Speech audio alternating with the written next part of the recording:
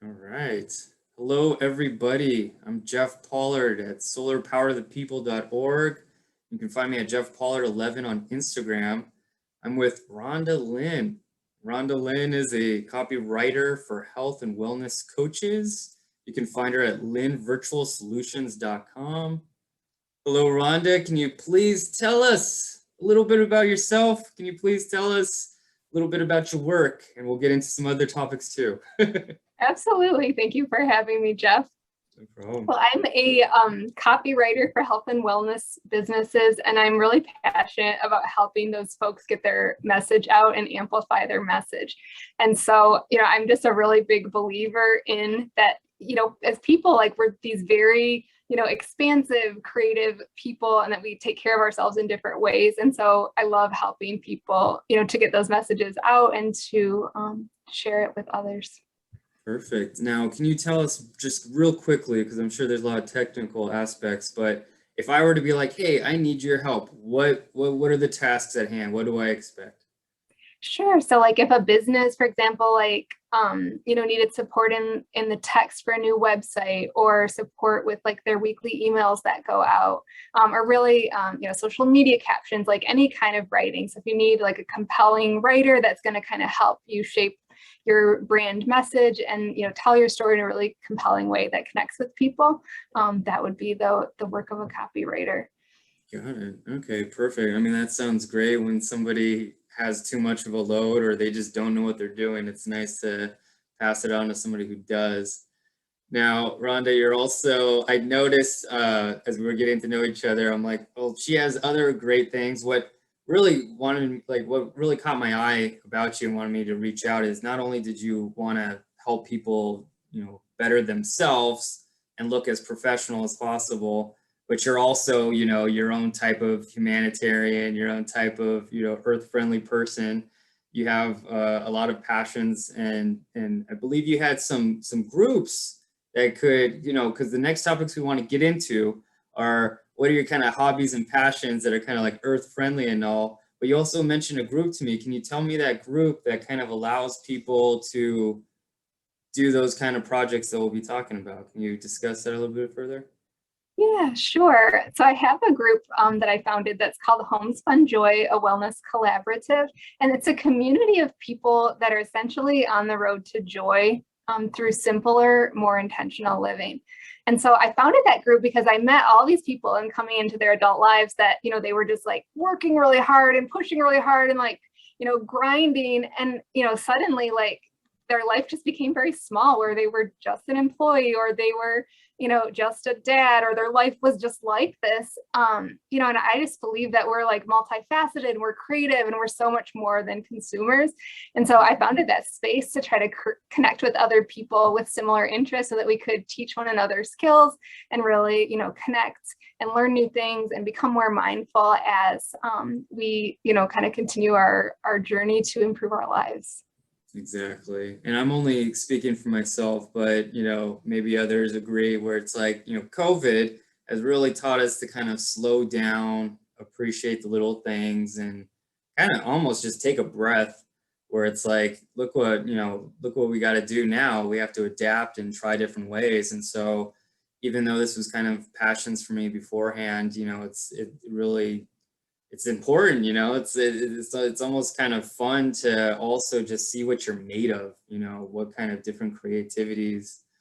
So I noticed, the kind of things that I want to talk about, and maybe we could kind of educate the public on is so I saw a picture of a very tasty apricot preserve. It was like a liquid drink in a jar. I have no idea what that's about, how to get started or anything. Can you please tell me about that?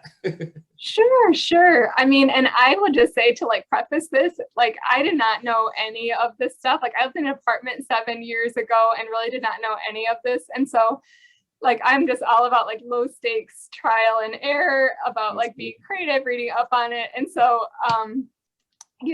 that's just my disclaimer to talk about these things. That's fine. But really with like any fruit preserve that you want to make, especially if it's one that you'll just keep in the fridge, so it doesn't necessarily have to go through like the canning process. what you could do is like take the fruit and you might peel it, you cook it down so that the water cooks out. You can add a little lemon juice and a little bit of sugar and just cook it until it's like thick as, it could be like a spread, for peanut butter and jelly or things like that. And that's it. I didn't even use a recipe for that, just kind of like cook it down and do it to taste, and then you can store it in the fridge from there. And so by cook it down, you mean like have it in a pot and let the liquids kind of help boil it, the liquids already in the fruit to help kind of boil and cook it to make it the liquid. So you're not like adding additional water sometimes when you cook something in a, so that's what it's doing. All right. Yeah, it's just cooking the water out of the fruit so it gets like thicker, like a thicker texture. Almost soupy in a way or something like that. Yeah. How long's that process with cooking, putting it into a jar, and then it's ready to go? Like how long's the cooking time for that? Like rough? Oh, I don't know, maybe like, anywhere from like a half hour or 20 minutes or something like that. Depends how, fast you're boiling it and things like that. How big the product is too. You might have a lot of one particular fruit or something. Okay. And then you just put it into a jar and then you can use it as a spread, like you said. Okay. And it wouldn't be shelf stable. It's important to know it wouldn't be shelf stable at that point, but if it was something that you were either going to freeze or keep in the fridge to just use right away, I mean, it's super easy to do that process. And if you have extra food, or like sometimes people will have like different apple trees in like parks or things like that they, could be able to gather a crate of them. It's just like a super easy and super tasty little project that doesn't take too long. Okay, I like that.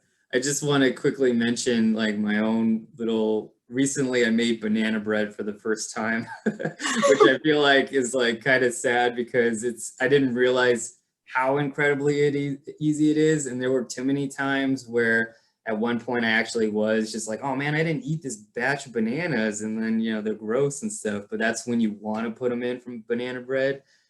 And then I also found out that I'm a fan of like lox bagels, lox fish, that kind of, I didn't realize that was kind of easy. The recipe that I found was just salt and sugar, and then you put the fish in there thinly sliced and leave it in there for like 10 minutes, and then have it overnight with the juices, and then you have so you're not paying like for the $15 lox that you the prepackaged. So I was like, oh yeah, it's amazing. It's amazing. Like there's so many things like that. Like I learned not so long ago like how to make chapstick from scratch, and it's like super easy and super cheap. And I was like, I've like wasted like so much money over these years, like paying for these products that I literally could have made for like pennies at my house. Is that a quick description how to make chap? I mean, that's not if it's, what is it? Like, how do you? Oh, you just basically will take like different, butters. So you might take like shea butter or, coconut oil, and you can choose which ones you like, and you just melt them down.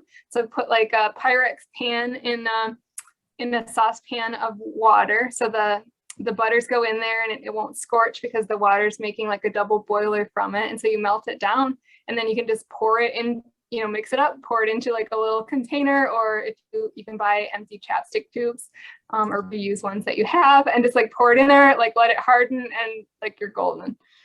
Wow.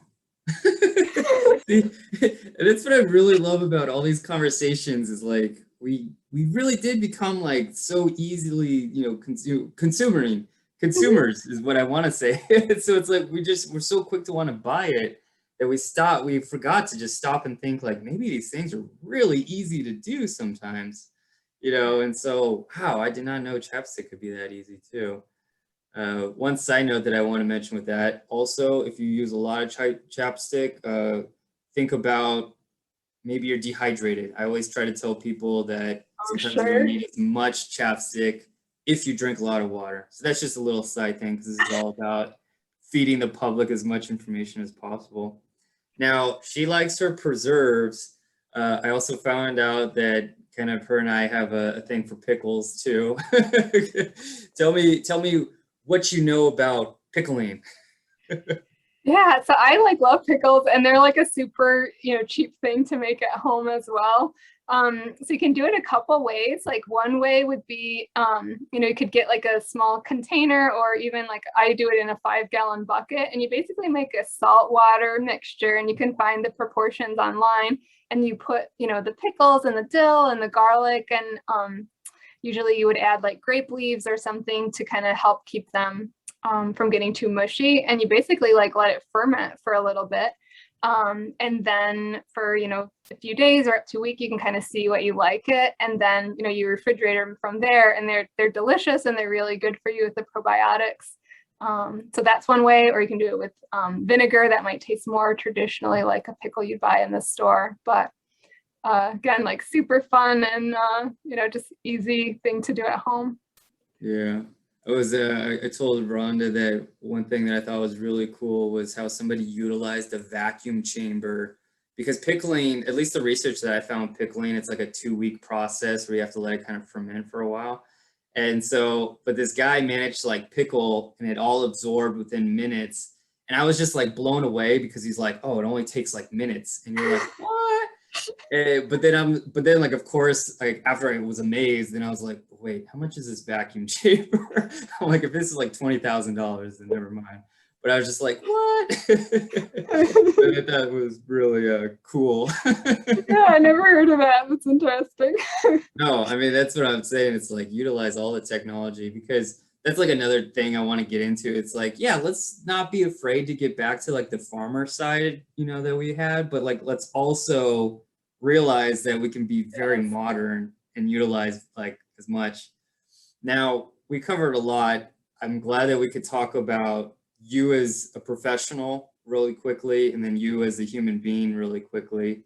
Uh, I think we covered enough. I hope we could chat some more in the future, and then we can maybe talk about your chickens in the future and other products and all that jazz. Definitely. I do want to ask you something. Maybe you have an answer on the spot, maybe you don't. Is there something you want in terms of anything? It could be like, I need $1 million to raise, funds for something, or it could be like, I just want to say hello to strangers. Like, is there anything that the general public can maybe help you with, or maybe not if they can't do it, but it doesn't hurt to ask? Yeah, what a good question. I think we're in like such an exciting time right now. Like, right, as many people are gardening as were during the Victory Garden times of World War II, and people are like really recognizing that, they want to learn these skills, and form communities and like focus on things that are local to them. And so like I would just love recommendations that other people have about communities that you have. I would love to connect with you through my Homespun Joy Facebook group as well, and just kind of like continue the conversations on these things. It's like exciting to connect with like-minded people. Perfect. Yeah. Well, then that should be a pretty easy one. You just want to connect with human beings. That's beautiful. So thank you, Rhonda. I just want to say that all your information that you can find Rhonda will be in the YouTube description box below. And then anytime, any promotional thing, I'll also put your information there. You can find her at linnvirtualsolutions.com. That should have plenty of information. Rhonda Linn. I think her name's in the corner, but it's also Linn. Thank you, Rhonda. I hope we could talk again. It was a pleasure. Thank you. Thank you so much, Jeff.